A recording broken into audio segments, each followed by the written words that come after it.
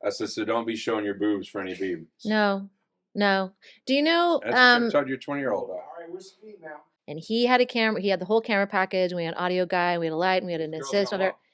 And we didn't even have any official, we didn't have anything that even said anything weird. We were just doing stand-ups in front of the parades and all that. Soon as girls saw a camera, they're like, "Hey!" And I'm like, your mother doesn't want you to do that. Well, you never know. Or your father. That's true. That's possible. Maybe mom wants that to happen. All right. Okay, I'm done. Sorry. Okay.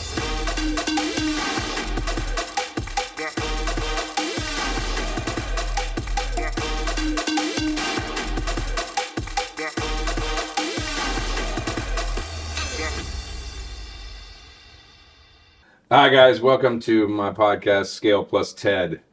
Today, I have the pleasure, I knew you'd love that. I have the pleasure of one of my old friends, a wonderful actress that we'll get into a lot more deep about, Miss Tiffany Morgan, everybody. I love that it's called Scale Plus Ted. Pretty good, huh? I'm going to need all of this. Yes, this is so good. Okay. Yes. All right. Tiffany, I know you're an actress of few words, but yeah, we want to know more about you. So you were born where? Oregon. Okay. All right. For this to go better, it's not a deposition. I thought it was like settling in. No, it's not. Oh, it's not Family Feud? Jeopardy, okay. Yeah. I was born in Oregon. Can answer all questions in the form of a question. Sir, yes, sir. I was born in the state of Oregon. What is the state of Oregon? What is the state of Oregon? Right. More importantly, how do you pronounce the state of Oregon? It's not Oregon. It's not Oregon. It's Oregon. Try it. Oregon. Yeah, it's beautiful. It's not. People say I say orange weird. Did I say orange weird? Try it again. Orange. Orange. I don't know. My daughters get on me about that. Well, that's why I don't have kids. Well, that's anyway. Not why. But anyway. Yeah. So anyway. You were born in Oregon many moons ago, yes. And you grew up a good family, siblings. What'd you got? No, it was terrible. No, stop it. Well, I'm an actor. That's a good point. Thank you. No, it was awful. Very dysfunctional, horrible. Yeah. In fact, this could be a whole nother podcast if we wanted to produce. Okay. Yeah. Okay, great. We have feet. A couple years ago, let's say it was my 50th birthday, my biological mother and I got to know each other, met for the first time. Oh, so and last year, I just got to know my biological father. And I'm Canadian. And you're what? Canadian. Oh, yeah. Canadian. Well, they're all Canadian. So, yeah, no, that is a whole other podcast. Yeah, it is. Yeah. But no, I grew up in Oregon with an incredibly dysfunctional family, which... Your adopted family. You were adopted. I was adopted by a family that was really not a big fan of the adoption. They were kind of like... So I have neighbors and friends that are adopted, and they told their kid at a very early age he was adopted. Were you told? Yes. Really? Oh, yeah, instantly. It is good. I think where we fail, children who are adopted, and it's not this way anymore. This is the olden times because this was a private adoption. So it was sealed. So the records were never to be revealed. And then the state of Oregon came back on that. And that's another story. But every human deserves to know their origin story. They just do. So this idea of not telling a person where they come from because you think they're protecting them, in my opinion, in my experience, it's only going to drive them more. It's going to drive them more to want to know. Because we want to know. We want to know who our people are. Yeah. It matters you can't know where you're going unless you kind of have an idea of where you've been and where you come from. Yeah. So yeah. Like I'm on that PBS show now. Do you? Yeah, Ancestors. And here's your gift. What is it I know. I just was watching it tonight. Okay. We'll have the editor put that in. No, that's no big deal. Yeah. Hey, we can't use that name anyway. No. All right. So how long did you grow up there? I was there into my 20s. Okay. So through high school? Through high school, through college, through my first trial marriage. See, I know you're going to give me grief because I'm not married, although I've been with someone for 24 years. But I did it once. So, How old were you when you got married? I was young. I was early 20s. I married my high school sweetheart. Oh, that's okay. It is. Wait, y'all have been married how long? Ooh, 23 years this September. Right. 24, sorry, because I'm worried about what month it is. Yeah, because we're close, Z and I, yeah. No, it was just, I was really trying to marry a time in my life, which was high school. It was a really great time in my life, and this was my high school sweetheart, so I was like, oh, I bet I could marry that and keep it forever. Yeah. You can't. No, you change a lot too. Yeah, you really do. Yeah. So what, we don't want, this is not, I don't know if you knew this, but this is Scale Plus Ted. It's not a podcast about early marriages. Thank So God. we're gonna move on from that. There's plenty of those. Yeah, no. So many. Podcasts about early marriages? Yes. Oh, wow. Well, thank God I didn't Yeah. pick that genre. Yeah. Woo. But anyway, so you were there till you were after you finished the divorce or whatever in Oregon, right? Sort of. Sure. Now we know you. I know you. Yeah. People know you.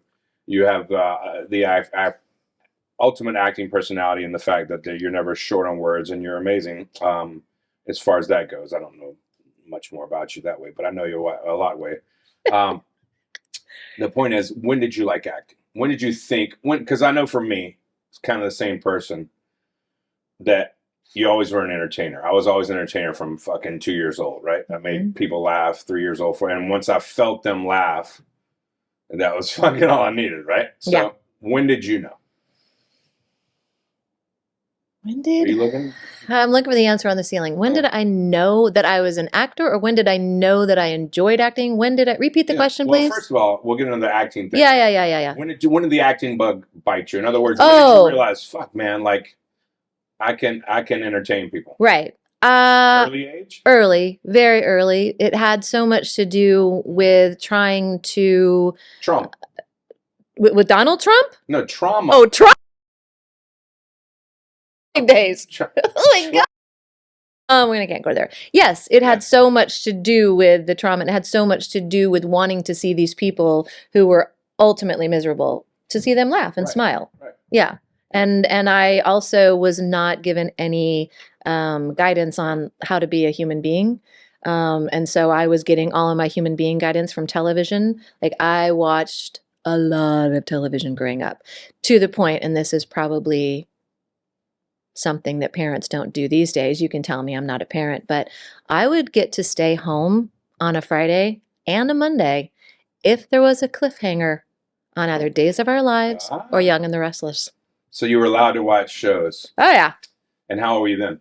A little. I mean, I have such a memory of TV watching from, the earliest days. And you weren't restricted? No. Me neither. Yeah. No, like censorship. No. Yeah. Like, do you remember your first horror movie? Like the first time you got really scared? Horror movies because I was scared. Yeah. But I remember like there was no censorship. Like if somebody cussed, my ears weren't being covered. Yeah. Or if a boob showed up on a screen, it wasn't a big deal. Right. My mom knew if she made it a forbidden fruit or whatever, then like you said, you'd would yearn for it and want it more. Or it's just like kids with drugs or alcohol, you know? Yeah. Yeah. But back to entertaining people. You realized as a young age that you could make people laugh or make people have a feeling that was all because of you, right? Yes. And you watch TV, so then you put it together and you're like, fuck, I like those people. I see how this goes. Yeah. Those are my heroes on TV. I think, I think the constant, just stop talking, Tiffany. Please don't talk, Tiffany. Tiffany, you're talking too much. Tiffany, could you just be quiet? Tiffany, shh, is the ultimate delight now, to be paid to talk. Yeah. Yeah, the ultimate fuck you. It's the ultimate fuck you. Yeah, it's every time we think, as we have a hindsight of our lives, that the thing in the moment is the worst thing ever. The great thing about down the road a little bit is it's like, oh my God, that was the best thing ever. Yeah. Best thing ever. It gave me such a great life. Yeah. It's giving me such a great life. Well, that's good. You're having a great life. I am. Are you having a great life? I mean, acting's a fucking shitty life. Scale plus 10. Shitty life. You got to admit it. You know what? I know. No, we are going to turn this into therapy section. That is not true. That's it is not true. The reason we get into this is because we're somehow fucked up, right? The good ones.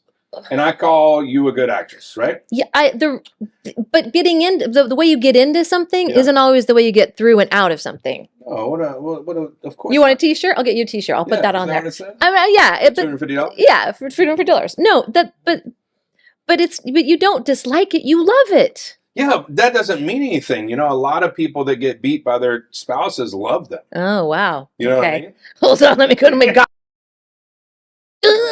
Solo. No. I'm not getting deep by that. I was just making a funny reference. Wasn't that funny? But funnier than abuse. Love it. But my point is that you don't have to. You can love something and still fucking have a hard time at it and hate it, right? You can love something and it can traumatize you, but that's typically because it matters a lot to you. Yeah. Little do we get traumatized by the things that we don't give a fuck about. You know, people can drive like idiots, which they do in this city, in this state, and I just don't get traumatized by it because I don't care. Other people I know, Fuck yeah. yeah, I love a good road.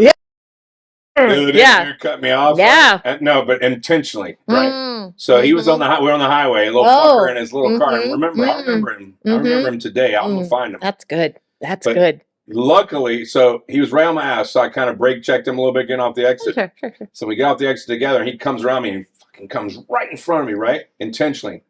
And right away, it felt warm inside, like I'm ready to jump out, fucking beat him to a pulp. You know what I mean? Yeah. You know. Yeah. Oh yeah. And luckily, my wife was sitting shotgun. You know, so I couldn't even like really.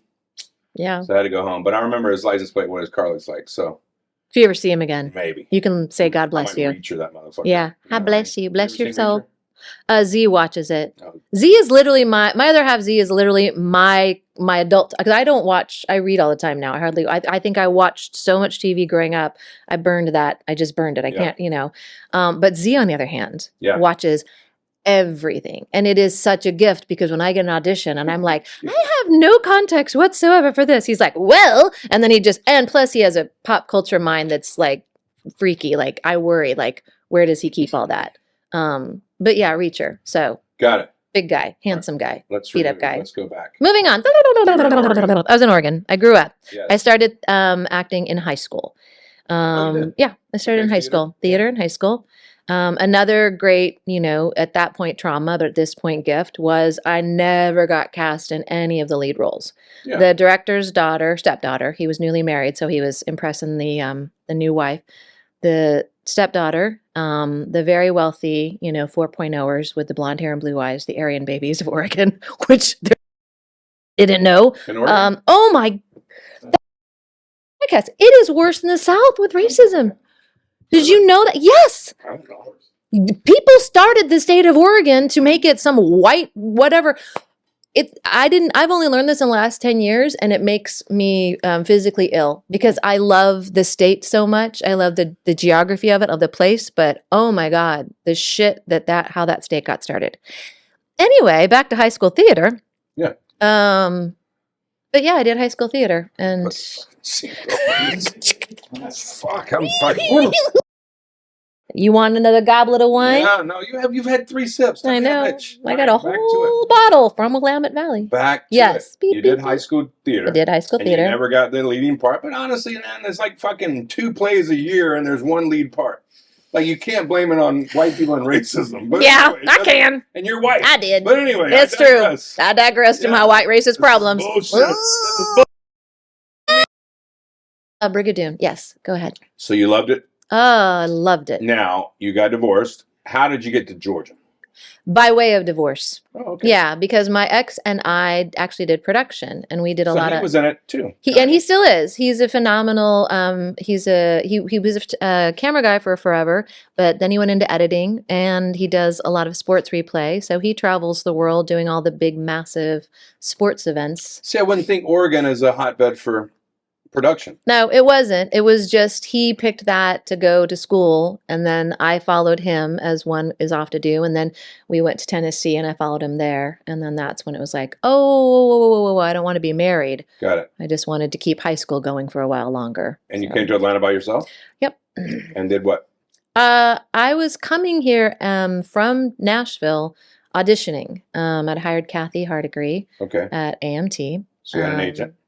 And I was coming back and forth because I wanted that separation of church and state, so to speak. Because in Tennessee and Nashville, I was known as a floor producer and a stage director, and I did a lot of live to broadcast television production, and did a whole lot of work with the Trinity Broadcast Network. Praise Jesus! Oh, I did. Yeah, they won't hire me. Them and Chick-fil-A, they see the horns. Yeah. Oh, that's a whole nother world. But did a lot of football. In fact, I recall, this is total side boat, but you can edit it.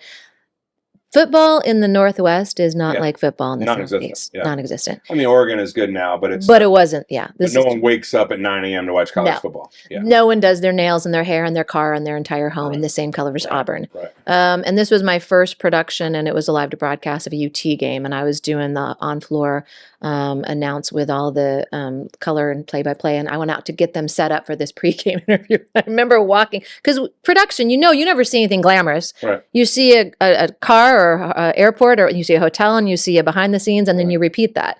So I was coming up on the field for this pregame interview. It was like 92,000 people in Knoxville UT. And I was like, what have I gotten myself into? Yeah. That's the South. That's what I got myself into. So go back a little bit. So how did you get into production? It's not just a job you apply for. No. So, and out of high school, did you go to school for it, or did you? No, I went to school. I studied journalism. I thought that I was going to be the next Barbara Walters. I really did. Yeah. And then I wish I would have done that. Right? Honestly. Yes. Study journalism. Science degree. Right? Doesn't do shit. Would you have been I'm a scientist, though? I have a lab coat, and I do the. Yeah. And I have a beaker, so we should start some sort of science. We're the same. We're scientists. Yeah. Okay, PhD. I'm political science. Yeah. Would you have done, what kind of science would you have done? No. I want to do journalism. Now I think back. If I knew what the fuck I was wanting to do, I was the first person in my family to get a college degree. Would you have sat behind a desk and done news, or would you have been out in the field? I mean, just talking to a camera would have been better than trying to figure out constitutional law. You know what I mean? I thought I wanted to be a lawyer, so that's why I went to political science route. But no one told me how to be in college. All these other kids, all their parents, grandparents knew exactly, what to do. So that's why I didn't finish. So I don't have a degree by fault. I don't even have a degree. Yeah. Congratulations on having a degree. Well, no, it doesn't matter. I still have dreams that I don't have it, so it doesn't matter. But but that point, you wanted a camera in front of your face, even then. Oh, as a little kid, I was an actor, man. Yeah. What was your first role? Yeah. Well, this isn't your podcast. This is my. I know, but I think the people need to know about Scale Plus Ted. Scale Plus Ted, his first role was probably when he was. Well, it's a funny story. My kids give me flack about it, but it's a long story. But I played. I'll tell the story later. But I played. My grandmother was the principal for the local elementary school in a little town, Selma, Alabama. Speaking of racism. Wow. And that's where I was born, and she was also very heavy in the whole politics and she could have been mayor of the town. Right. Very nice lady. Well, she's actually a bitch, but to her family, but she's very, that kind of political where everyone thought she was a great person, but then at home kind of, Yeah. Anyway, back to it. She would take me around as Santa Claus when I was about 4 years old.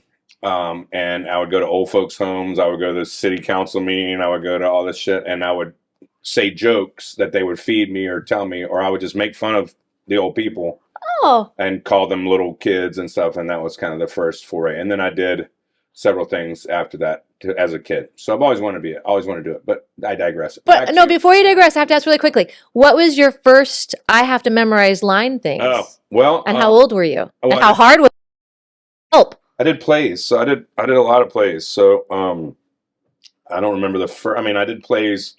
Well, I guess in 6th grade, I was part of the drama club at my local middle school, and so I was in every play that there was, and that was the ones you had to memorize lines. Ted Huckabee, was probably 15 pages long. No, probably 30 pages long. Somewhere in your mind is the very first line you ever spoke on stage. Yes, it is. I don't know. Ted. I don't know. Ted, close your eyes, take a breath. But you know what?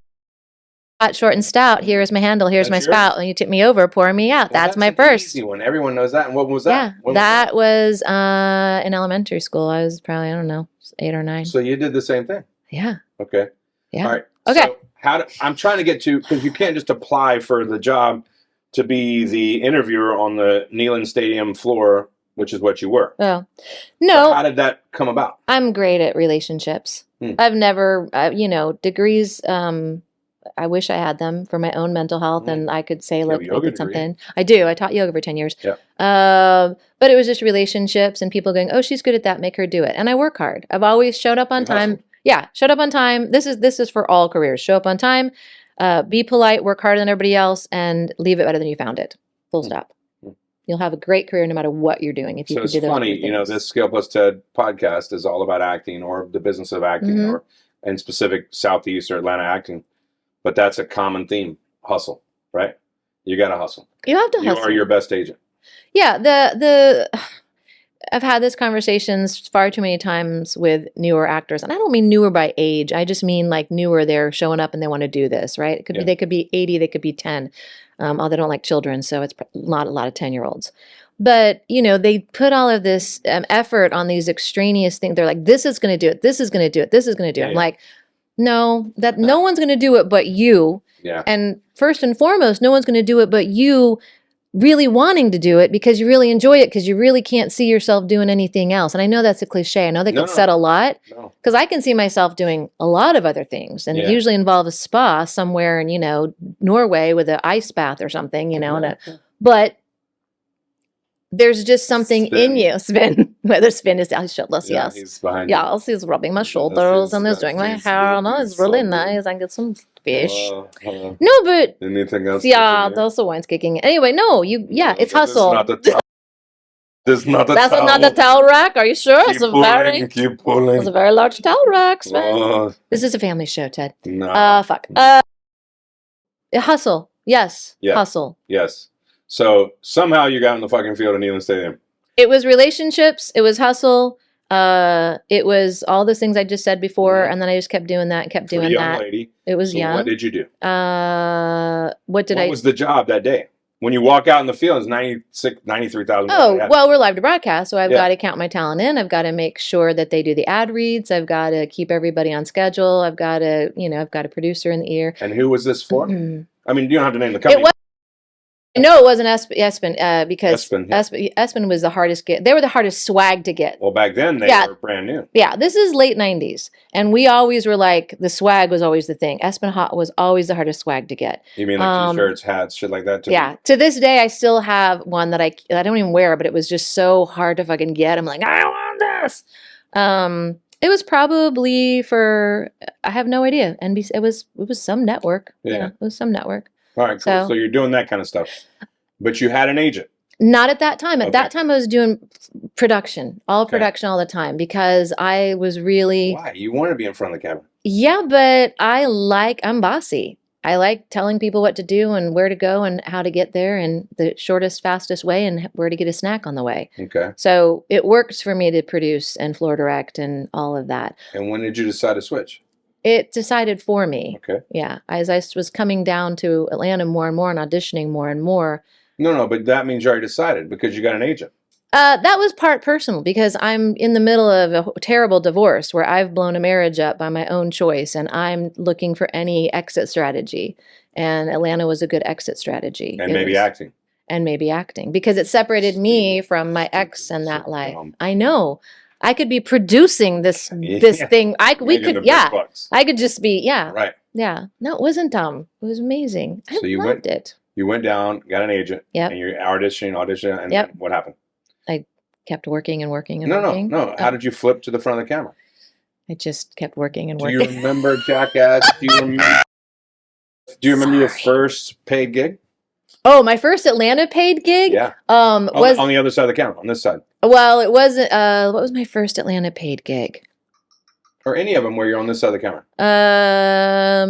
I started rolling really heavy into like commercials and HGTV. It's so much mom stuff, so much neighbor stuff.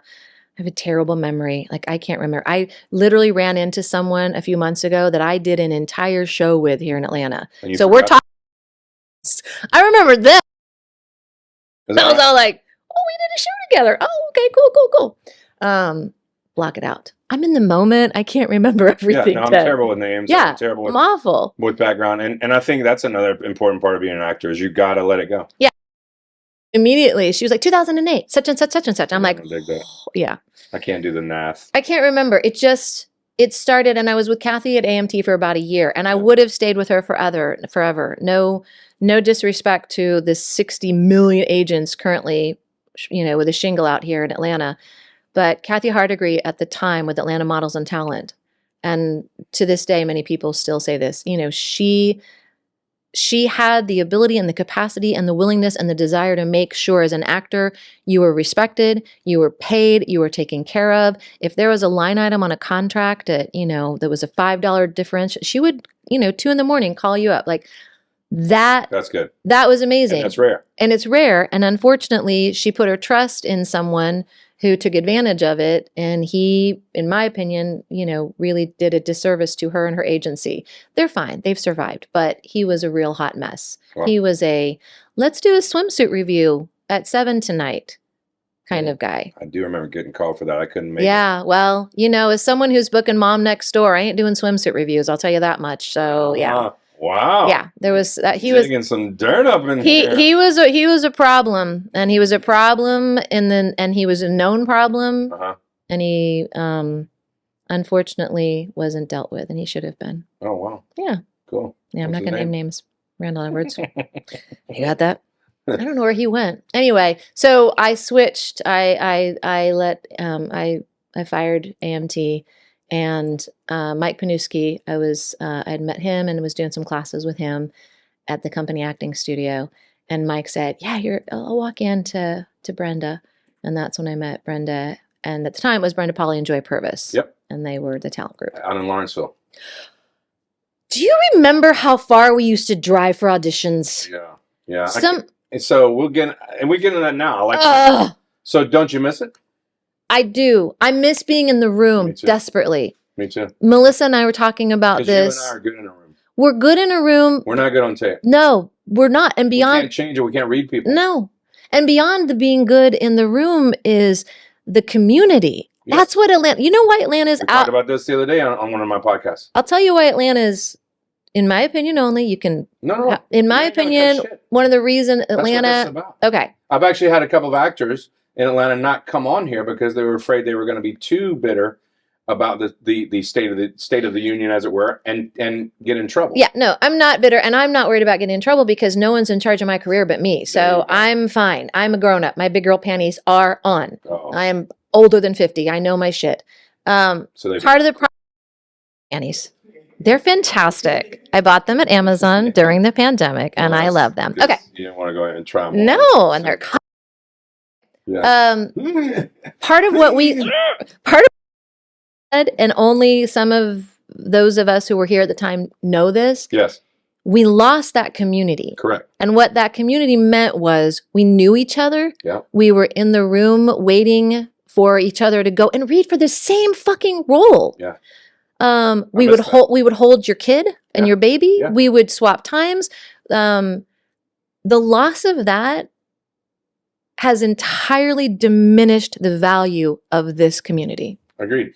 And I think it's diminished the value of the craft. 100%. Not just our community, I'm saying, because everyone's on tape now. Yeah. Right? I mean, I'm not living in LA. I don't go to LA, but I would assume it's the same way. Yeah. You know what I mean? Well, it's because it's become like it's the commodification of every business. Correct. I have days where I think to myself, I am literally the equivalent of the farmer. That's right. In my John Deere, while the super powered AI generated, you're kind of the equivalent of the potato. True. You're a commodity. You're not. There's no creativity. Yeah. There's no beauty in it. You know what I mean? Yeah. It's dying. Yeah. And it scares me. You know what I mean? As we talked about before, I don't want to get an AI. You just brought up, but I don't want to do everything the same. Every podcast we talked about AI, a couple of them, but AI is going to replace an actor, man. It could. No. Yeah. No. You're thinking that because of your skills and your quality and your this and that. But forget it. We're not talking about AI right now. What I want to go back to, because I talked about AI before. Okay. What I want to go back to is that being in that room, man, being in the room before and after was beautiful.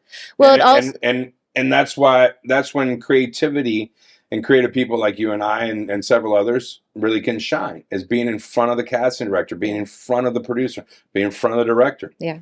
You know what I mean? Not being starstruck, not being who gives a fuck. You know what I mean? And hey, that was good. Do it this way. You submit a tape, doesn't matter how. Do it one way and do the other. Submit 2 takes. Yeah. Okay, fine. Yeah. But there's 1,000 fucking ways I could do it, right? Yeah. And I need to know by looking at your face when I hit that one line and you go, oh shit, he liked that, or oh shit, he didn't like that. You know what I mean? Yeah. There's a feedback loop that's missing. Correct. And we're supposed to be okay with it because we're told that by virtue of the multiplicity of our opportunities that are happening, that is enough of a reason alone for us to be okay with the fact that it is changing the way it's changing. And I call bullshit. It's changing because it makes it easier for everybody else. Yeah. It's changing. Laziness. It's changing because casting will tell us over and over and over again, but you have more opportunities. Well, you know what I don't want? I don't want more opportunities. I want quality opportunities. Quality over quantity. Yeah. Yeah.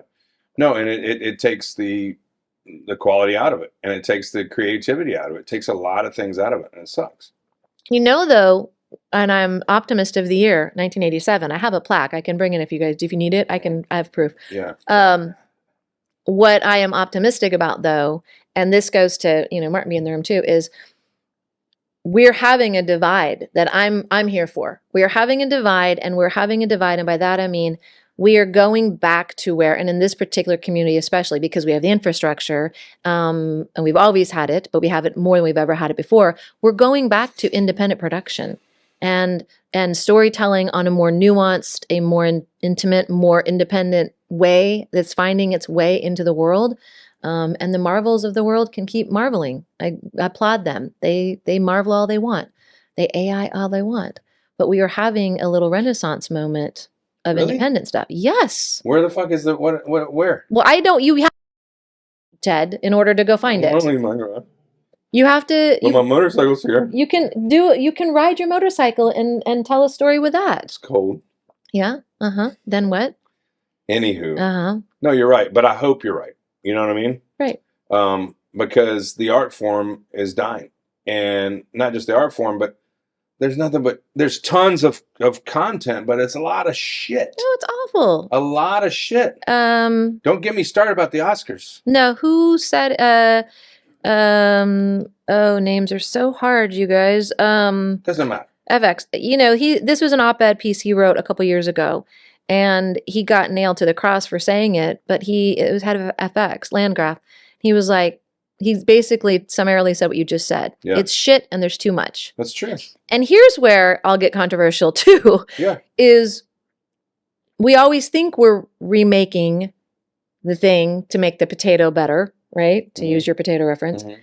But in reality, you can't make something better that's been really good consistently by just making it faster, or in the case of the streamers, specifically Netflix doesn't work as a creative entity, a source of creative good stuff, because what Netflix has done is they've said, here you go, creative person, I'm going to write you a blank check. This is all you're getting. You're not getting back end. You're not going to get residuals. You're not going to have any buy-in. There's no points for you. But you're getting all of this out of the gate, and you get to have all of it. Go, do your thing. What does that mean for the person who's cashing that check and making the thing? Yeah. What does it mean? No, answer the question. What does it mean? No, I think. What does it mean? It means that they have no incentive. Bingo. Yeah. They have no fucking skin in the game. That's right. No skin in the game. Nothing that says what I make needs to have value. Right. What I make needs to be of service. I make my money. Yeah. I'll just fucking put some shit out there and throw it on the wall. And that's what we have too much of. That's right. And we got too much of it. Yeah. But what it's also done is decreased pay. Oh, you know what I mean? Don't get me started. I made more money before tax incentives in the state of Georgia than I did when we got tax incentives. Yes, I agree. Remember when national commercials paid money? Yeah. Now it's like, and then, the thing that bugs me is, a lot of it bugs me, of course, but a major company will come at you wanting to do a commercial, and then they're literally offering $2,000 or $5,000, and then you look them up and like, oh, this company made $72 billion last year or whatever, you know what I mean? And they're going to throw me that, dude. Yeah. Plinko. You know the game Plinko? Yes. It's a version of corporate Plinko. Yeah. They believe that their dollars are best spent, on this side of the board versus this side. And unless this side is an A-list name that's number 1, 2, or 3 on the call sheet, then they're going to move it over here. Maybe it's going to be more, jazzy production or something bigger and bolder, or production somewhere around the world. That's the truth of it is, you're right. There's more money than ever, but there's less value than ever. Yeah. We're not valued. We're not valued. What I've always respected about you is you know the business. You're not only a great actress and all that, and I don't blow smoke, you know this, but you know the business, and you give a shit, and you fight for you've said 2 things today at this podcast that most actors don't think. Number 1 that I caught was, and I hired AMT. Yeah. So most actors will say, I signed with AMT. You said I hired AMT, and then your second thing you just said was that I'm in control of this is my career. I'm in control of it the whole way through, which is true, which means that you can say no, you can say yes, and you can say a lot of actors coming up, which, I hope some young actors, not maybe 10, I like kids, No offense to Tiffany, or maybe 80. I really don't like 80-year-olds. Yeah, No I like offense 80. to I'll take the old, you take the No, youngs. Okay, good. Can't eat around. 11. Anyway, so back to it is that hopefully they will watch this and learn a little bit from us old folks that have been in the business for a while. But you have to control you are your best agent. Mm-hmm. You have to control your destiny as far as you can, as far as saying no or saying, you know, and you have to consider it. I don't consider it because it's kind of a joke, but you have to consider it as a, I hate to even say it, a career, but you have to consider it as a job and a career. Why do I not say that? Because tell me, a career pays your bills every day, right? Okay. And in Atlanta, it's not that way. No. The Southeast, it's not that way. No. You know what I mean? No, it's not. And for people to say they have a career, like for instance, I read a thing, a guy said he had a career, and then he said that he had been like friggin' 3 years without an audition. Yeah, that's not a career. Yeah. There's I like the word portfolio. I'm a fan of the word portfolio. It's kind of it rides, shotgun with the multi hyphenate. I'm a multi hyphenate, writing shotgun is hard. Yeah. But there is the thing that any artist, no matter what age you are and what art form you're in, is so don't make your art your paycheck. Make your art your expression and the thing that you love and that you're just like, I'm out of bed for this. You know me. If I had a 4 a.m. call time, I was up at 2 so I could have a little yoga. It's like, because that's what I want to do. Right. Too many people believe that this is a career. It's not a career. It is an expression of something that you got yourself. You got the talents, the skills, the abilities, you nurtured them, you gave them time and attention, you put yourself in company with other people to help you get better. That's not a career, in my opinion. A career, in my opinion, has a more linear flow. Like a career, in my opinion, means I check boxes as I achieve something to arrive at something to check a final box to then maybe move to another career and start checking boxes there. Anything artistic, especially acting, storytelling for that so overused term, but there is a fluidity to it and you have to understand what's the inner tube I'm in, or the boat I'm in, or, the dinghy, whatever I'm holding on to on any given day, because you know as well as I do, sometimes it's a yacht, Walking Dead, and sometimes it's a dinghy, independent film, this story that highlights this really well, fall of last year, I had a day or 2 days on, this massive Anne Hathaway budget, I want to say it was Amazon, big name director, just a lot of money, this big money job. Yeah. And it was like a Tuesday and Wednesday on that.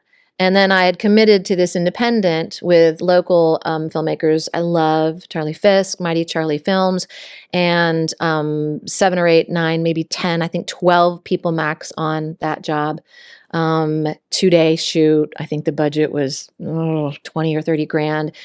We hustled every minute of every day. We just, we squeezed everything we could out of the location and everything, whatever.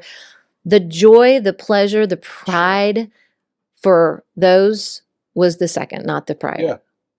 Because that's who I am. But that's me. Some people, like I have friends, you have friends, I call them my red carpeters. It's like they'll talk about the Anne Hathaway thing all day long. And then like, you know what? That thing still hasn't even gotten out of whatever pre-production hell it's in because it was supposed to release Valentine's Day last year, because money is involved, because the Plinko game of corporate America. Are those actors? That would say that? Yeah. Yeah. They are? Yes. What's an actor? What's an actor? Yeah. What's an actor? I don't mean like the whole, like you look it up in the dictionary. What No. I'm saying is that we just talked about career. Yeah. And you can't say that. But me and Rob Prago talk about this all the time. Rob, my husband. I don't think he is. But Rob and I have been married no less than 7 times. Carry on. We have. We have been married no less than 7 times. Not in real life. Okay. You and Rob are talking about not our marriage. No, we always talk about like, how do you what justifies you calling yourself an actor? You know what I mean? Because when you're sitting home with not a fucking job and you're or like every actor that I know that has a real job, i.e. waiting tables, i.e. you at a corporate whatever, are you an actor? Can you tell somebody you're an actor? Because, like I told a story the other day, but when I decided to give this a full-time try and I was running a landscape crew and I quit, my sister passed away, blah, blah, blah, and I wanted to pursue what I've always loved and what calls me. I told my little guy who worked for me, I said, yeah, man, I'm going to be an actor. And he goes, no. I mean, he's like, no, you know Brad Pitt. Yeah, and I was like, no, motherfucker, no, but you can be an actor. But so what makes you, Like even people that have corporate jobs, like, yeah, I'm an actor. Well, are you? Okay, but so let me flip the question on you. What makes Brad Pitt an actor? Well, don't get me started on that. No, finish my question, and now go ahead. Because I believe the definition of what is an actor is absolutely only answerable by the person who's answering it. I am an actor. Okay. I am an actor because I know what it takes to take someone's words on a page and to embody them into a human experience. That's an actor.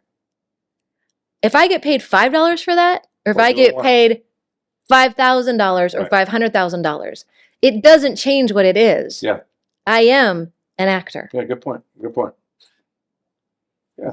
You are an actor. The use of terms like real job and that, those are ways in which we can limit ourselves and make ourselves afraid of the success or the lack of success or the notoriety or the lack of notoriety. Yeah. I don't need anybody else to see me. I need to see myself. I have to show up for myself. So when I get those auditions, it's very rarely, and trust me, I wish that they were better and bigger and brighter and more, impactful as far as like money and fame and all that. Of course, I'm not human. It's like, that's great. I love money. I love all of that. But I knew early on that I was never going to be a red carpeter because it takes away too much from the experience, what I love, which I love. Oh, tell me more about the story. Ooh, why are they in this conversation? Ooh, what's happening here? Like the curiosity of what I do, that's what makes me good at it. That's what makes me love it, not the paycheck. So let me ask you this. I hate this term, but do you believe that there are actors and character actors? I believe that there are a very broad and wide and deep field of necessary roles in order to tell a story. I am someone that I've known for a long time. My job usually always is come in, move the story along, Tiffany. Move the story along. Help Ted get to the next beat so that the story can move so that it can go out in the world. That's usually a character actor. Don't use that term. I hate that term. I hate that term. That's why I say it takes a multiplicity of humanity. Look at the humanity in this room. It takes the multiplicity of humanity to make anything interesting. Right, but they're all human. Yes. And all actors are actors.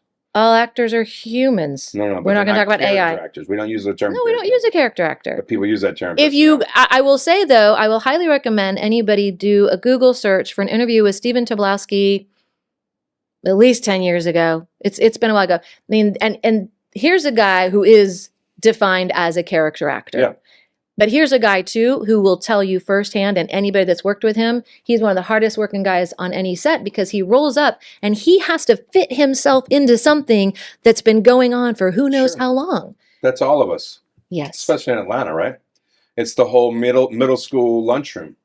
Every time we get cast on a movie or a TV show, we show up and our dad has just moved into town and gotten a new job, and we're fucking standing there with our fucking tray and our square pizza and our lima beans and our corn and our chocolate milk. But we didn't get a chocolate milk because the fucker So we got regular milk. We're standing there like, where do I fucking sit? Now, and then you as an actor, you overthink it. You're like, okay, I could come across as cocky as a motherfucker and go sit over there with the dudes that work out. Yeah, I could do that. Or I could go over here. I see those are nerds over there. I could talk about some video games, go sit with them.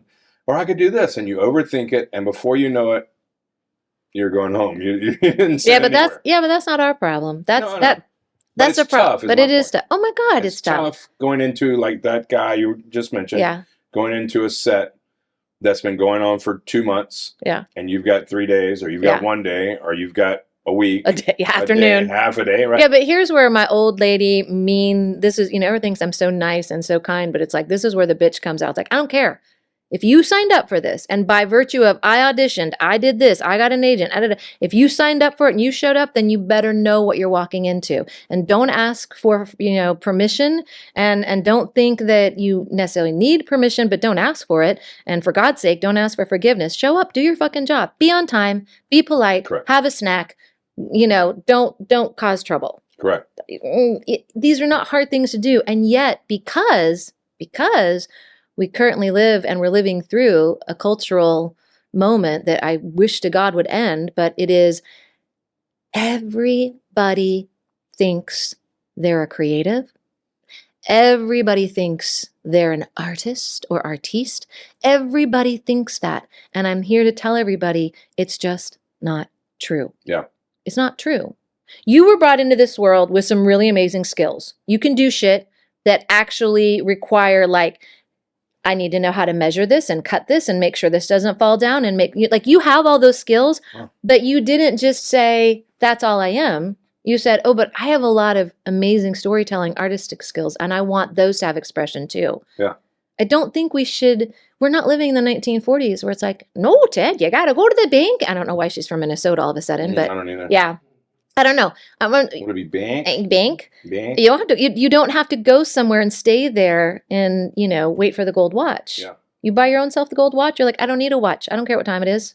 So, what do you think of the current state of Atlanta specifically, as far as film goes, and in television and commercial? So, production, our business. It's a hard one to answer, Ted. No, it's not. Is it good? Is it bad? It's not as binary as good or bad. Black and white. I know it's not. It's not. I know it's not. In your opinion, it's very shady. You've seen it better. Shades of gray. You've seen it better. I've seen it better. And it goes back to what we said at the very top of this conversation. I've seen it better because we were better at we were better at community. Yeah, we weren't so hell-bent on an isolated success bomb blowing up. We got out and we experienced life, and then we brought that in and we did things. I'm gonna out myself. This is a story. Does he know? Yeah. He doesn't know. 24 years.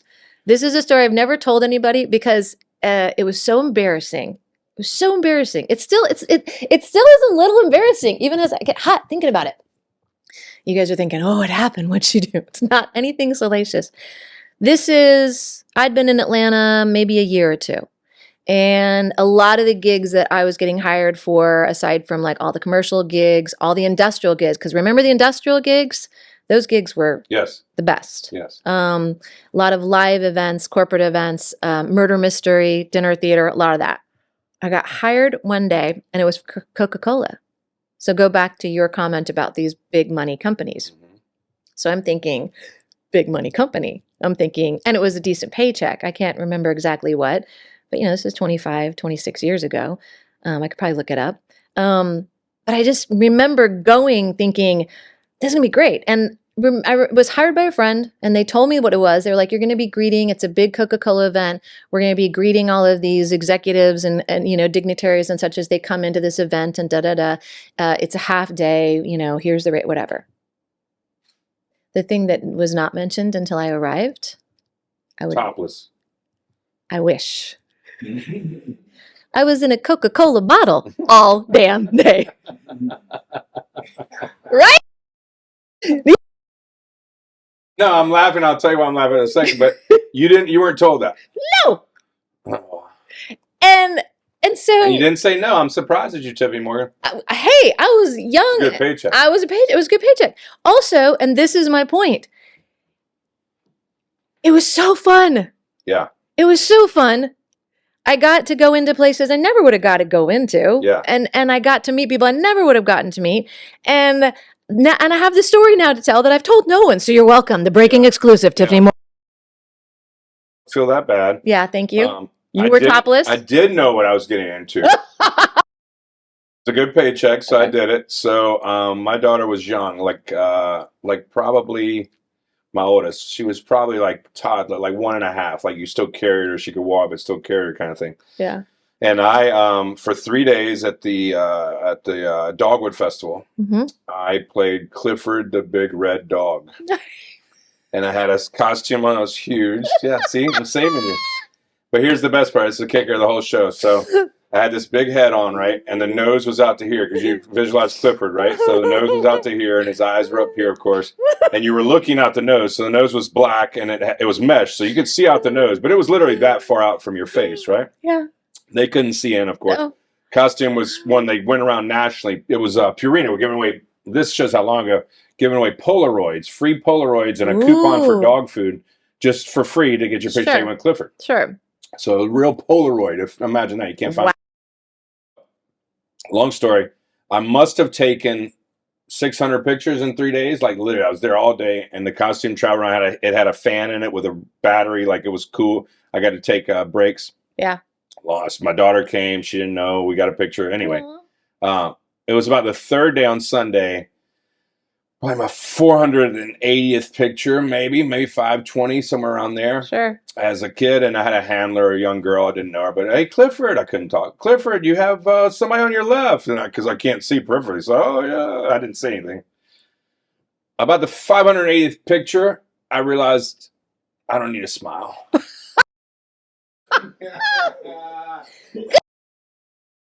The whole time. The whole fucking time, every picture is like, hey. Yeah. Now I want you to. They can't see my fucking smile, man. So I want you, anybody out there, I want anybody to find somebody today who says, I'm an actor, I live in Atlanta, I have a career, I'm working and all that. I'm like, oh, okay, we would like you to do Clifford the dog or Coke the Coke bottle. They wouldn't do it. They wouldn't do it. Yeah. They wouldn't do it. Yeah, I don't think I would do it again. I would. You would? In a heartbeat. You'd be a Coca-Cola? Come on, Coca-Cola, bring it. Yeah, well, I would. I would do it too. I would. The money, I guess. It's just, that's what we're here to do. Yeah. We're not here to look perfect. We're not here to, we both commented, we haven't seen each other in a while. We're like, we're gray. I've cut all my hair off. I'm like, yeah, but that's, if I'm lucky, and I don't like using the word lucky, but if I'm persistent, if I keep my head above water and my feet above ground, it's like, this will just get whiter and grayer, and this will just get more jolly, and this will just get more wrinkly, and it'll just get more interesting, and I'll just get to keep working. It's like, there's not a lot of retirement homes for actors. We die. Yeah. It's good. It's good. Something to look forward to. Isn't it though? Yeah. Because I'm going to break the news here on your podcast.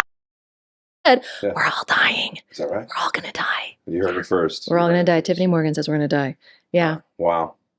Should we end it there? We haven't started. We haven't tipped this. We didn't get on the iceberg.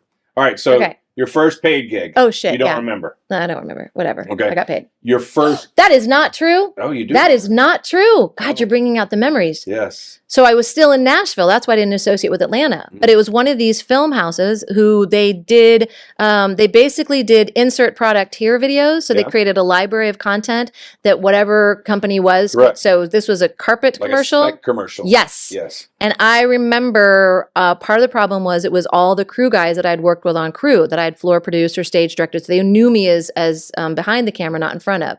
And they had hired me to be in front of for this. And I'm on a couch in this fake studio setup living room. And I'm supposed to be doing something that involves the carpet because it's a spec thing that's going to go in the library for the carpet.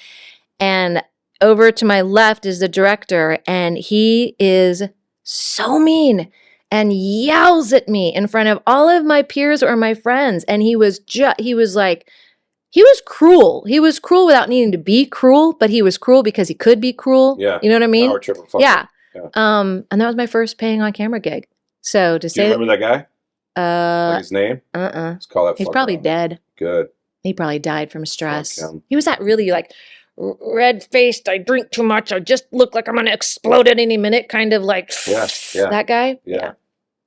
Feels like his name was Lynn or something. Anyway, that was my first one. Oh, yeah? Yeah. All right. So what was your first cool job? Like you're like, holy shit, man. This is awesome. I'm working with Britney Spears. Me and Britney. Tiffany. What was it? I can't. What was the first? Billy. Comedian. Billy. Sounds like. Very well known. Oh my gosh, guys. Crystal? Thank you. Hold on. Let Mama get her goblet of wine. She can't remember Billy Crystal's name. Make her from Wisconsin. Make her from Wisconsin.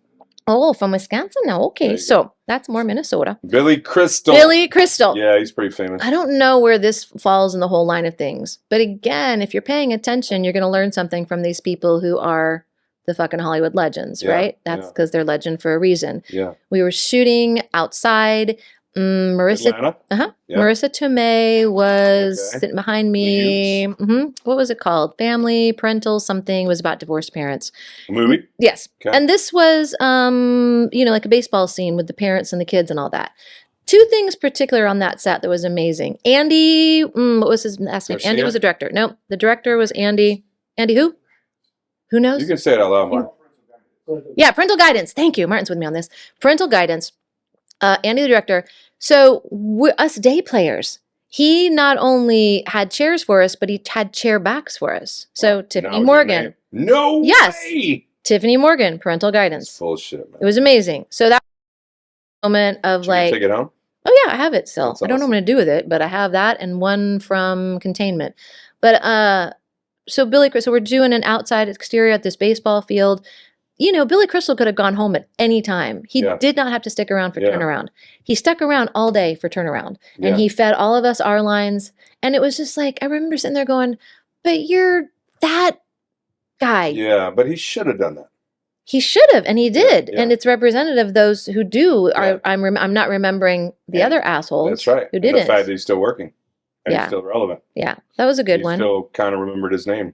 That was a good one. You remembered his first name. I did. You guys, I'm really bad with that's all names. that matters. I'm so bad with names. So that was cool because the person did what they're supposed to do. Yeah. Which is rare in this business sometimes. Two people did. One person did what they were supposed to do. Right. And one person did Went what above was and completely beyond. unexpected that they didn't have to do. Yeah. Because working in a regional market, we're so chattelized. Can I make a word up? Like, which is treated like chattel. I just thought that was a real word. Is it? It's chattelized. It'll be on the crossword tomorrow at New York Times. Yeah. We need this person here to say that thing. And it matters when someone sees you as like, oh yeah, okay, you got 4 lines, but that's great. I mean, we need them, we need you. Here's a seat with your name on it. Did you ever see it? I'm sure I did. I'm Do you watch bad your at work? watching it. Not very often. Me neither. I'm not interested. I'm So it's not like a phobia. It's not like you look terrible on film. I'm going to look terrible or great or wonderful. Depends on the day and who was in charge of hair and makeup and how the lighting went. It's like, and if I was the last shot of the day, which we usually are, but it just doesn't interest me once it's done. Yeah. What did I watch? When we did Walking Dead, I did watch Walking Dead. Yeah. Because that was.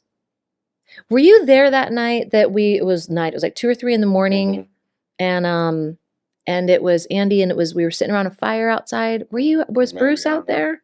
I don't know. You were there because I have pictures from that night inside and holding because Yeah, Coulter. were they moving the church up? Maybe that was after. Steve Coulter he had been killed. Yeah. It was when Coulter got killed. What was the name of his character? Mm. It rides the seasons between 5 and 6, I think, or 6 and 7, Yeah. which is why I lost it. But I bring that up because if you were, Andy had, and I would see him all the time in the neighborhood because I live in Cabbagetown, and he and his family always stayed in Inman or the Highlands, and his kids were in school there. So I'd see him at Aurora Coffee all the time. Hmm. And here's a guy who's number 1 on the call sheet of the number 1 show, The Walking Dead, and the world, who doesn't have to give a crap about a day player or, an under 5 or whatever.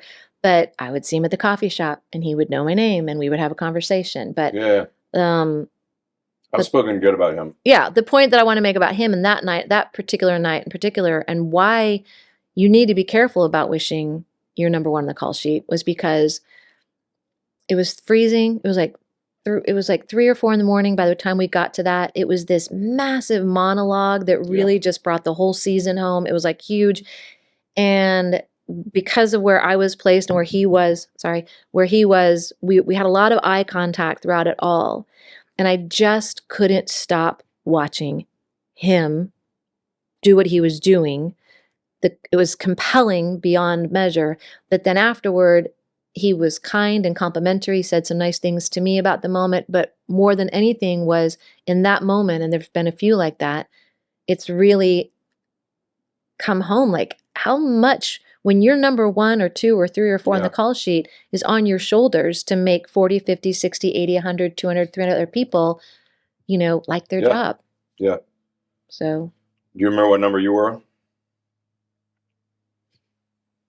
No. Do you remember your numbers? Yeah. You do? 170 something. I don't remember. Well, then I wasn't far behind because I was Bruce and I was telling this earlier. what was the name of my character? I 170 forget. something. I don't remember what the specific number, but I was like, holy shit. And then I remember by the time I got off that show, they were in the like 250s already. I was like, gee, how many more people? Because, every kingdom, every every neighborhood. world. Yeah. That was another good story. Scott called me, which, I didn't know what I was getting into. That's the story of my life. I don't know what I'm getting into. So I didn't know what I was getting into, but I got the job. And I, again, living with Z, why it's so helpful, because I'm like, I don't watch this show. What's this show about? Yeah. And he told me the whole thing about Walking Dead. The character in the comic books that they cast me for was supposed to stay in Alexandria. She was supposed to be there longer. But they had some middle, and this is a really good thing for all actors to hear. They had some middle of the night writer's room situation, and they needed to raise the stakes for Mel, for McBride. And so she had to, lose or kill someone. Yeah. And we had kind of become friends character-wise. And the ironic thing was we're friends anyway. Yeah. So I get a call from Scott, the producer. It's like, so hi, we're going to be killing your character off next week. Yeah. Apparently that's a theme there. Because I remember, did they call you when they no, they didn't. They did call. I think they did call. That didn't matter. The trauma of, I'm talking like fucking. We were on set, and the writers happened to be on set that day, which is rare for people that are watching this that don't know. And there was like 4 writers, and it was like hubbub, And so I went over and introduced myself when we had a break, and one of them was like, "Yeah, man, you're doing great, blah blah blah," blowing smoke. Now I think, right? Maybe not. Maybe he was being truthful because shit changes overnight. Yeah. And he goes, "We got really big things planned for your character, blah, blah." And I'm like, "Oh, yeah." I'm trying to like poker face. I'm like, "Fuck yeah." I'm like, "Oh, good. That's awesome. Well, thank you for the opportunity, blah, blah, blah." Inside, I'm like, "Fuck yeah. I'm going to get a new dirt bike." And I think 4 days later, I was killed. So much for the dirt. Had a good fucking death scene. I mean, there's that, Do you know the Mel story? Can I tell it? Mel McBride. I don't know if I can. No, I don't know if you can tell about another actress. I think she's spoken about it though in interviews. Okay. Well, she's your friend. And if this if you need to fact check this and then edit it, please do. No, she just won't be your friend anymore. They gave her that call. About dying? Yeah. Oh, I didn't know that. Like after I think it was between 1 and 2. So Melissa McBride, who plays Carol, who became, who's a friend of ours. Yes, who we knew long before. Long time before. She trying to remember us now. She does. She's a good human. She is. She got that call, and I want to say it was like the end of season 1 or maybe season 2, but it was in that very pivotal, like it hadn't hit, but it had sort of hit, whatever. And she fought for it. Yeah. When the call came and they were like, we're going to kill Carol, Carol, but she was like, I just don't think that's a good idea. Yeah, that's good. And then you fast forward, she became one of the most she was the heart of the show in so many ways. So, that's a thing that I wish more actors, no matter where you are, if you just have that agency of what and maybe if she knew that it was a good idea, maybe she would have been like, it's a good idea. Yeah. It's like, I didn't know if it was a good or a bad idea because I didn't watch the show. So. I don't remember him calling me, but I do remember. I remember having the scene. I remember the whole day. I was like, "Fuck, man, that sucks, man." But that's how it works. All right, so were you murdered? Did you die? Yeah, I died. But the coolest part was that all 6 of the main characters were at my bedside, and then one of the main characters holds my hand because I'm my character's such a pussy that he had them kill him. Because he couldn't do it. I'm like, that didn't really make sense because he was like a big farmer worker, like building the wall and shit, and went and beat up zombies and all. But whatever. But now I can't kill myself. So they did it. We won't see that happen. We see them pounding. I hold hands. I'm crying, and then the next scene is the next day, and they're patting the dirt over a big mound where there's eight different bodies that they buried. So anyway, they stabbed me in the head, I guess, but it was cool. Do you think Atlanta has a future? Huh. It's funny because we both have been in this a long time. Mm-hmm. And so everyone, first of all, I'm a glass half empty guy. I'm a pessimist, and I like that. It's my edge. Yeah. And it's funny. It's funnier than being an optimist. So I go That's why we're perfect together. That's right. I go with it. Yep. But I've been told for the last fucking 10 years, it's coming, Ted. It's coming. Oh, it's coming, Ted. It's coming. By people that matter. You know what I mean? I.e. agents, i.e. casting directors, i.e. directors. I've also been told the past 20 years, why aren't you in L.A.? Why aren't you why aren't you in LA? To me, I'm like, why does it fucking matter if I'm sending tapes anyway, you know? But it does matter, as we know. Yeah. Atlanta will never, in my opinion, be LA, right? And people have been telling us that, but people have been telling us that it's coming. We're the LA of the South, the Hollywood of the South. Never. As I tell all my friends that are laymen, as in they're not actors, they have regular jobs and they are curious about my hobby. I tell them, if I was a crew guy, Atlanta's, because when you meet someone or you see a parent or somebody, as I do, and they're like, well, what do you do? I say, well, I'm an actor sometimes, you know, blah, blah, blah. Oh, whoa, what have I seen you in? I tell, oh my God, yeah.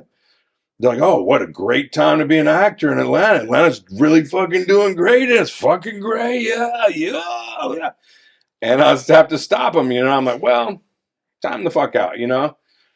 And I say, if you're a crew guy, and I know crew guys, like motorcycle dudes I hang out with, that may not even have a high school education, like GED, no shit, you know what I mean? Yeah. And party dudes. Yeah. And they went from cooking pizza at Fellini's, and now they're making 180, 200,000 a year. They're busting their ass. Yeah. They're working their ass off, but they're making that. And then God love them. Yeah. And they're working all the time, and they're doing that consistently year after year after year. It is a great time, and has been for the past 8 years or so, I'm not good with dates, to be a crew guy or to be a producer or to be a director in Atlanta. It's a great time. Acting, it's not, and it hasn't been. We're still waiting for the respect we get if we had an area code that reads LA. You know what I mean? Mm-hmm. And that's bullshit. Or New York. Right. You know what I mean? That's total bullshit. Yeah. No one's from LA that's an actor. No one's from New York that's an actor. You know what I mean? Look at an actor. Well, like you brought up Brad Pitt earlier. Brad Pitt's from fucking Ohio or somewhere, Idaho, I think, or Iowa or somewhere. It doesn't matter. He's not from LA. Yeah. But because he has an LA area code, he's a better actor. So I'm going a long way around here. Boop, boop. But is Atlanta gonna be successful as an actor standpoint? No, I think you still have to. You have to go to LA or New York. And maybe that just shows commitment, right? Mm-hmm. Maybe that shows I'm throwing all my fucking ducks in, right? Mm-hmm. In order to make it. I think it shows not commitment. I think it's convenient. Because everything about our industry pretty much boils down to how can you make it convenient for me, whether I'm above the line or below the line. And if I can have a higher concentration of above the line in a region that I can get to quicker and we can all get together, you know, again, it's a community thing. But how much shit is shot in Atlanta? So it's not convenient for them. How many shows have you been on? I know quite a few, maybe as well, where they fly the main actors in. Yeah. From either another state or how about another country, which is becoming really trendy now. Yeah. And so that means just like our buddy Andrew Lincoln, who doesn't know me from shit, but I think he's a very well respected actor. Yeah. I've said that on this show before. But they fly him, his family, his dog, his nanny, give him a house, give him 2 cars, give him school, give him everything. How convenient is that? I'm not saying I'm Andrew Lincoln. I'm not saying that. You know what I mean? Yeah.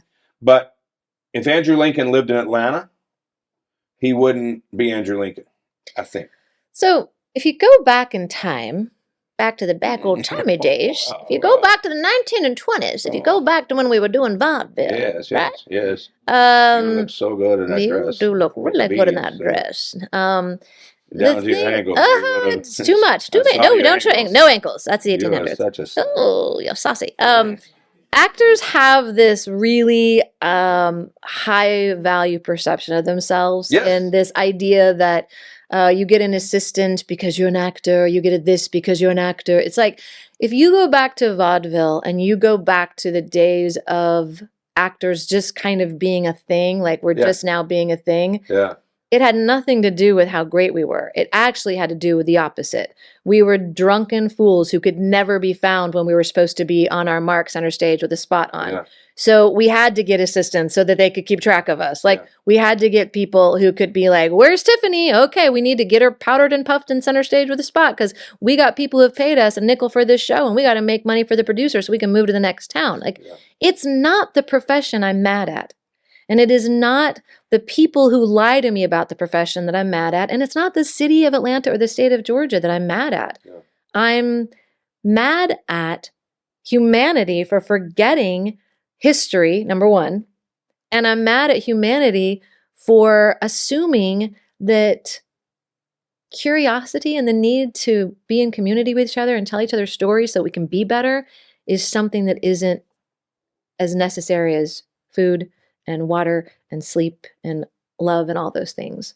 We can't be a good species if we can't be in community with each other. So when I hear you and others and myself on really bad days struggle with Atlanta and struggle with this city and struggle with just, our identity and how we feel limited and how we feel, ugly stepchildy and all that, it doesn't worry me as much as it worries me on a grand global scale. I'm just worried that we're so hell-bent on celebrity, we don't have anything to celebrate anymore. Yeah. Right? Well, see, so you started that with actors. Yes. But don't confuse actors with celebrities. No. You know what I mean? There's so many people out there that are just trying to be celebrities. That's right? the problem. That genre. Yes. I'm guilty of watching The Bachelor because I have 2 daughters and a wife. Well, go ahead and say it's because of them. It is because of them. Yeah. Well, Watch it. I don't watch. So you gotta get divorced first. Thanks. Yeah. Well, not that you got fucking time. old. Yeah.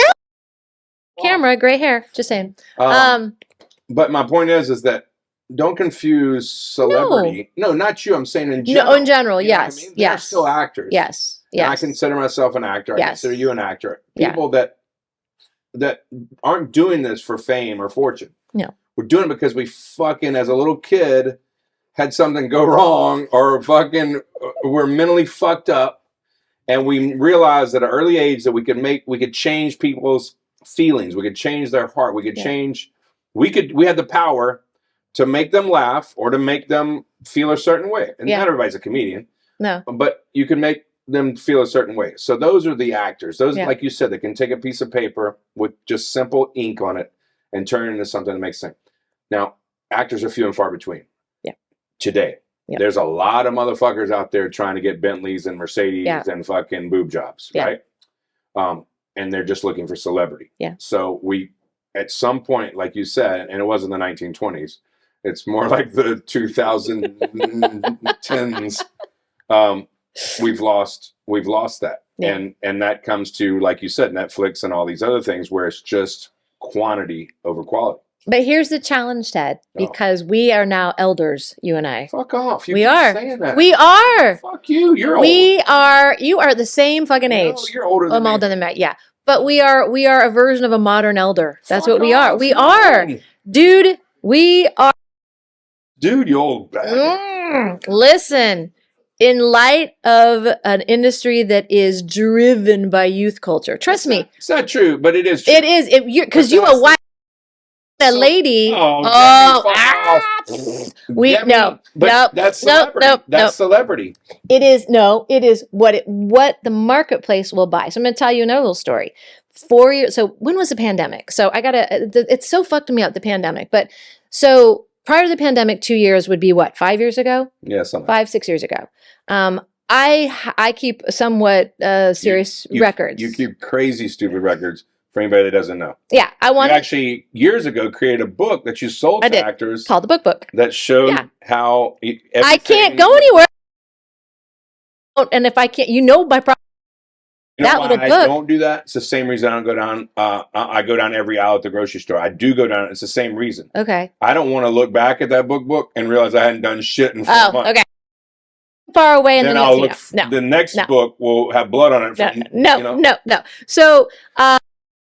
I was doing my little yearly review and I was like, God, like everything that I had been out for that, I'd gotten to a certain and I didn't get it was like, okay, so it's a younger person or a person of color. And I'm like, okay. So you actually break it down. I was able to literally see based on a year's worth of auditions and callback, not working or not, like where work was going. Right. And it was not coming to me because this was not what the market was buying because the market said, we are a big, broad, beautiful world. And we are so tired of you white people with your fucking like Botox and what did you say? Whatever else. And we need more. And we can go back to my Oregon uprising and the whole, thing I didn't know about. Let's not. But let's not. I'm in charge here. But you are in charge here. But it matters because I wasn't raised to see as beautiful of a world as I now see because of culture catching up and society going, we have got to do better. We have got to do better. We have got to have a better diversity in the stories we tell, because if I can't see myself and you can't see yourself, then we don't know about ourselves and therefore we can't be better selves, right? So I'm looking at my numbers. I'm like, okay, so this isn't selling. Cool. I have a choice. I can be mad about it and I can be pissy about it and I can get my agent on the phone every day and I can be, any kind of blustery that I want, or I can fucking pivot. And at the time, the pivot presented itself. And I think it's because when we really pay attention and we're really present for it, the universe, God, Buddha, whoever you want to believe in is like, I got you. And I pivoted to a voiceover. Because nobody in the voiceover world knows that I'm a 40-odd-year-old white lady. Sometimes. Yeah. Anyway. I can tell. Yeah.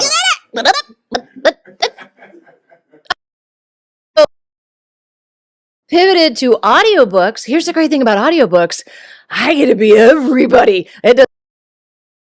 I get to embody it all. It has been a phenomenal 5, 6, however many years, because I don't know time, but that pivot has been fantastic. And do you know what that pivot means? Is that there's space in the world for someone else who isn't just the crazy white girl who showed up and fits the bill. It's like, and someone else can step on that space and we get the world we actually live in, not the world that's produced by bajillionaires who don't fucking care about humanity, curiosity, or our future or our past.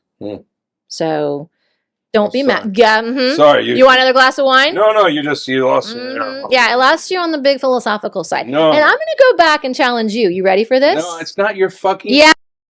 Mine for 30 seconds. Yes, Ted, listen to me. Yes, you are listening to me. You said something about everyone saying this and saying that and saying this and saying that. And Ted, you should. And Ted, why don't you? And Ted LA. And Ted this and Ted that. I have yet to hear you actually say what Ted's gonna do. This is like fucking counseling.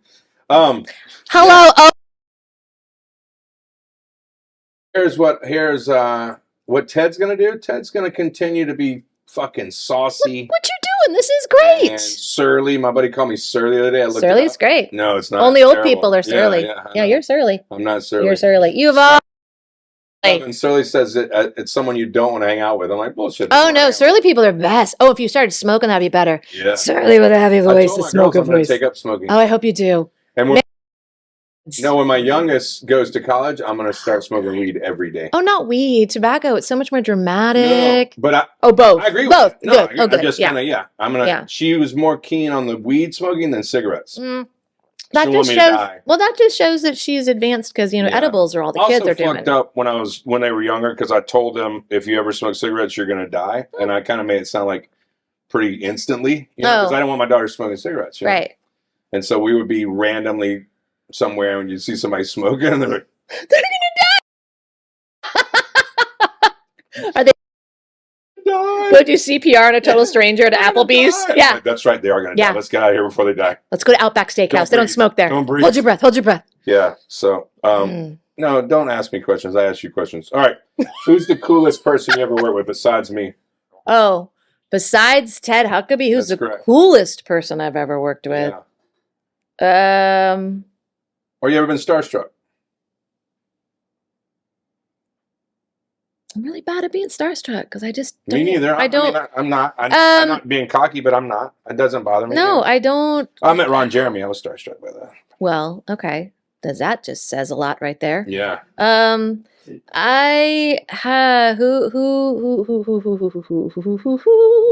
nobody I worked with, but I would give my left arm to. Oh, Bryan Cranston in a heartbeat. Really? Yeah.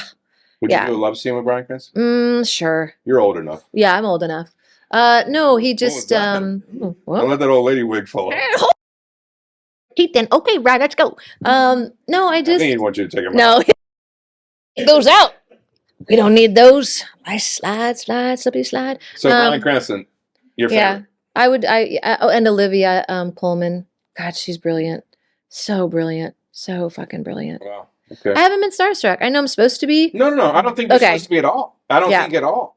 And I think you can admire somebody, especially in our craft. It's like, fuck, man. Yeah. That dude's good. Or that girl's good, you know? Yeah. And that's not starstruck. That's just like, wow, what a gift and way to work at it. I'm more starstruck by work ethic than I am by, you know. I got you.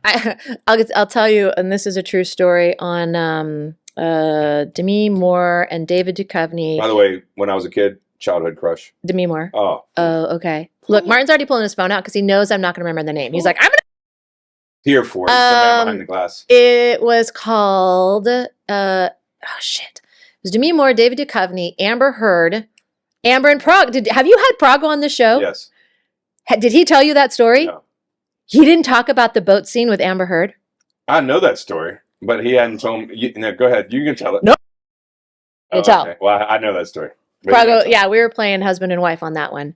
I was just mean. That was that's a lack of professionalism. Okay, focus here. I'm focusing. It's the wine's kicking in. So getting a hot flash. Tell me this story. So we're doing a big party scene for that movie, Uh-huh. and it was when the Atlanta Housewives had just like gotten really like their fame had kind of like started popping off, and they were like, you know, the Atlanta Housewives. I'm sorry for all Housewives fans out there. I'm not a housewife person. I'm sorry. Well, it's still a reality show. We don't talk about reality. Okay, but they're going to unionize, so good for them. Anyway, it's a whole nother story. So there's this big party scene, and we're all, first of all, we all have holding it. Gary Cole and Coleman, Cole. You called him Coleman earlier. Gary Cole, not Coleman. Gary Coleman was an actor. Yeah. Okay. Anyway, and the housewives roll up with all their entourage to the shoot because they were cast. Yes, because the premise of the movie was they basically were. They were influencers before influencers were a thing. And so they're basically having all the latest, fanciest things given to them by corporations to drive around the new neighborhood so that the neighbor wants it, then the neighbor buys it, and it's all about sales and all that. Yeah. It was a really interesting movie. The guy who wrote and directed it came out of commercials, and he was brilliant. He was really fun to work with. But there's a scene, and we're in this big party scene, and the housewives are already mad because they don't have a holding area and trailers. You're talking, and so people understand. The housewives in real life are pissed off. Yeah, because they don't have not part of the sketch. Yeah, because they don't have trailers and they don't have holdings. So they're kind of like you can feel their energy being like Miffy. But who are they? Right. No, because I don't want a housewife coming after me. Okay. But Y'all come on to me. But yeah, you can get Ted's number. Okay. But because everything was about the products being sold by Demi and David and their kids, Amber and all that, which was a fake family, there was this party scene, and I watched, from my vantage point in the party scene, I watched wardrobe from the housewife lady, right? And Demi had her own wardrobe person. Is she sure? She's fucking Demi Moore. Right. And I clocked it. I'm sitting here and I clock the housewife lady's person notice her shoes. At the same time, they notice Demi Moore's shoes, and Demi's dresser and assistants notice the shoes. And it is like a ballet dance that happens in slow motion, but it was literally one of these like... Were the shoes the same? Yeah. You get to guess who got to wear the shoes. Yeah, exactly. Yeah. But it was like such a fun... That was a fun night. It was a weird... That's awesome. That was a long time ago. And then on boat. Oh, you gotta get Prago. Story, but it's so mean. It's so unprofessional. It involves an Arby's onion sandwich or something. Yeah. Right before an intimate scene. Yeah. Talk about disrespecting your local actor. Is that a good place to? Yeah. Well. Anyway. Scene. What is your coolest role to date? And cool could mean like I just really enjoyed it. It was the biggest paycheck. It was like. I got to work with someone I've never worked with. It was a lot of lines. It was fucking 2 months. You know, what's the coolest? You look back and they're like, Tiffany, you have one role you could pick that was great. One job. I know they're all great. No, they're all great. I loved Containment in so much that it became a TV show on NBC. Yeah, it was CW, everything CW in Atlanta. Okay, CW. And then of course Netflix bought it when the pandemic happened. Okay, so Containment was a show. Everyone was emailing me, "You're on." I was like, "What?" That's not it though. There was I'm gonna go ahead and say this because it's honest, and I. Thanks. You can judge whatever you want, people of the world. Yeah. Scale plus Ted. There's 7 people watching this. Well, of the 12 people watching this. Where did we get 5 14. from? I don't know, my family. I got Canadian family now. There was a Lifetime movie of the week. Ah. Oh, wait, it gets better. Based on a Nora Roberts novel called Tribute. And it was myself and Brittany Murphy, and I played her grandmother. I know. And we shot in and around New Orleans. And so I got to be in New Orleans for like 2 months, 3 months. That long? Wow. And it was so great. And the director was she was the first female director ever inducted in the DGA, Directors Guild of America. Yeah. The vibe of the whole, it was just great. It was just the energy, the crew. Brittany was going through some stuff. She died the next year or the year after, which was terrible. But I don't know. It was so outlandishly Lifetime movie of the weekish, that it was just like, but I don't know. I think everyone wants you to have some sort of marquee moment to point to, but it's like, they're all great to me. They are great. That's what I say to everybody. It's just great to be working, What's yours? I don't know. I don't know. I don't know. I'd have to think about it, but it's not my podcast. I mean, it's not your podcast. Yeah, but you're just here. turn me around. It's not my podcast. I know. You don't even know who you are. You want my wine? No, I don't drink wine. Okay. Well, there you go. Huh? Archer. I did Archer. Yeah, I did Archer. Yeah, I did. Oh, yeah. What'd you do with Archer? No, I didn't. He's saying you should talk about Archer. I love Archer. Do you want to know an Archer story? Yes. That's why I said that. And we're running out of film. So Archer came about because of 70/30. Matt Reed and Matt Thompson had 70/30 Productions in Atlanta. This goes back, us all home full circle. You asked, Eddie. You got it. This brings us back. So I'm a part of a theater and have been for all 20 plus years I've been in Atlanta called Dad's Garage. And it's an improv theater. Yep. My other half is a brilliant improviser, and he's been an improviser there the whole time. I was for the first 5 or 10 years I was here. And Adam Reed and Matt Thompson were big fans of the theater, and they had a production company out of William Street, out of Turner, called 70/30 Productions. And they retrofitted old cartoons, C-Lab 2020. Like, they were just these guys just hustling and creating and making stuff. And they hired all of us. They hired all of us actors that were theater actors and commercial. Like, we were just, paycheck to paycheck actors. They hired all of us to come in and do the voices here and there and everywhere. And I remember there was one time when I was actually in LA for I don't know what reason. And they had, who's the guy from Chips? Ponch. Anybody? Yes. Eric Estrada. Franklin Poncherello. Yeah. So like they were starting to get these names, and I remember being in a session and I was like, Eric Estrada's in this session. He's my child. I watched Chips growing up. Right?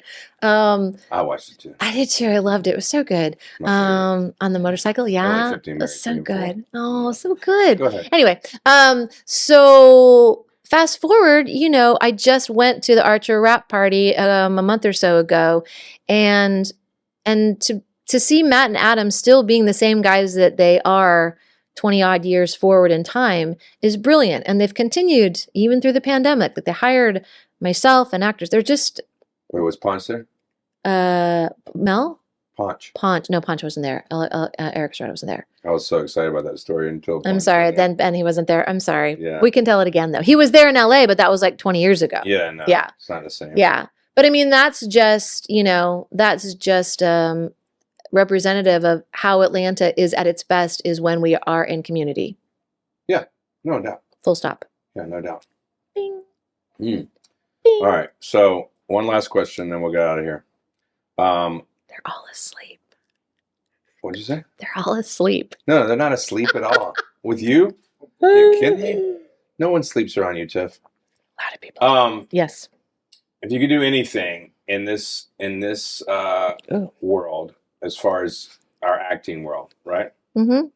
If you could be in a blockbuster movie, a blockbuster long-running series, a soap opera, what would you pick? And why? Oh, I would not pick anything long-running. Why? I get bored too easy. Yeah, but it's a 9 to 5, right? It's a 9 to 5. Yeah. I have the pleasure, the luck of having to work starting at age 12. So I did weird things between 12 and 20. Like I got all my drug use out of the way. I did all my 9 to 5 jobs. I got all those out of the way. So it's like I realize that's not how I'm wired.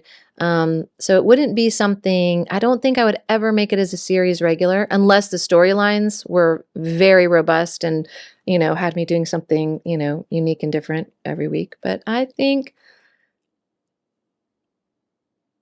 are you ready? Yeah. Doing what I'm doing. What? Doing what I'm doing. Oh, doing what you're doing. That's the lame ass answer. I know. That's why I'm like, you ready? It's the lame ass answer. It is, but I get to do it. I get to wake up every morning and I get to audition for shit that I may or may not get. And I get to get an audiobook every now and then and a voiceover every now and then. I get to walk my dogs. I get to make dinner for my friends tonight and tomorrow night and the next night. I get to take trips. I get to go take care of my mom because she needs me. I have enough money to pay my bills. And I have really good friends and a great community. Yeah, the guy always, sorry, yeah. Oh, sorry, Yeah. I didn't know you were Yeah. pointing that. Yeah. Thought somebody slipped in behind us. Yeah. So Brad Pitt's behind you. Oh. So yeah, That no, character that would be actor? Idris Elba. Golly, what a I mean, you could pay me more for what I'm doing, Yeah, but no money shit. is just money. It's Yeah, like who I've needs had it? a lot and I've lost a lot. It's You've the had a lot of same. money? Yeah. When did I not know you at that? I wish I would know you at that stage. You want me to tell you my Ozark paycheck? No. Oh, you made money on Ozark? That's not a lot. You didn't make that much. Yeah. I did. No, you didn't make Yeah, I that did. much. Because you know why? Why? Because it was during the pandemic. He's like, tell us more. Because it was during the pandemic. Yeah. So we had fees, safety, all the things you got paid for testing every day. Yeah. They got pushed multiple times, Yeah. but I held because my contract was written. So it was a really good day. And that is, let's literally stop here.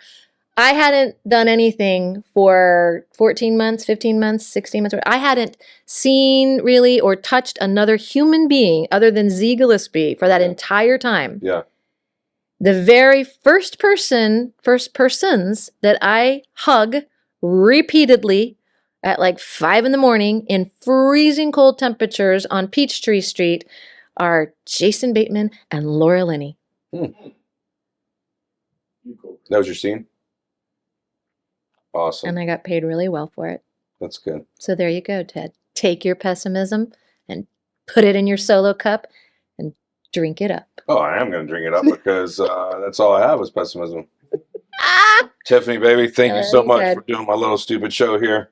The 7 it. people are going to, after today, you're going to have 7 more fans. Well, I have tens of hundreds of Instagram followers. So we'll just, we'll add to those. But Baby, it thank ain't you for about fame. doing Scale plus Ted. I will, Ted, Well, you're welcome to come back. Maybe I'll have you and Pralgo come back and tell your talk about our marriage stories. 7 marriage Yeah. stories. Just don't tell my agent I'll do Scale plus Ted. No. Well, that's, I have a quote. Yeah, I like having a rate. That's all it is. Thank you, Tiff. Thanks, you, honey. Love you, sweetie. I love All you. right. Thank you, guys. Thanks for tuning in. Scale plus Ted. We'll see you next time. I'm so sorry whoever has to edit that.